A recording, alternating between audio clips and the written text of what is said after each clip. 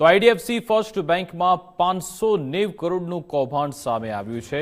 હરિયાણા સરકારના બેંક એકાઉન્ટમાં ગોટાળા કરવામાં આવ્યા હોવાનું સામે આવ્યું। આ બાબતે ખુદ આઈડીએફસી બેંકે બીએસઈને જાણકારી આપી છે। ઘટના સમયે હવે એક શાખાના 4 કર્મચારીઓને તાત્કાલિક અસરથી સસ્પેન્ડ કરવામાં આવ્યા। ચંદીગઢ સ્થિત શાખાના 4 કર્મચારીઓ સસ્પેન્ડ થયા। બેંકની બોર્ડ ઓફ ડિરેક્ટર્સની બેઠકમાં સમગ્ર કૌભાંડના ફોરેન્સિક ઓડિટ અંગે નિર્ણય લેવાયો। આ ઉપરાંત આઈડીએફસી ફર્સ્ટ બેંકે તે બેંકોને પણ રિકોલ રિક્વેસ્ટ મોકલી જેમના ખાતાઓમાં શંકાસ્પદ પૈસા ટ્રાન્સફર છે। બેંકે અન્ય બેંકોને તે શંકાસ્પદ ખાતામાં રહેલા બેલેન્સને હોલ્ડ કરવાની વિનંતી કરી જેથી પૈસાની રિકવરી કરી શકાય।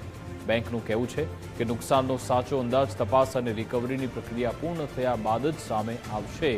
કૌભાંડની જાણકારી સામે આવતા બેંકના શેરમાં મોટો કડાકો બોલાયો છે। આ કડાકાને કારણે બેંકનું માર્કેટ કેપ પણ ઘટી 50,000 કરોડ થયું છે।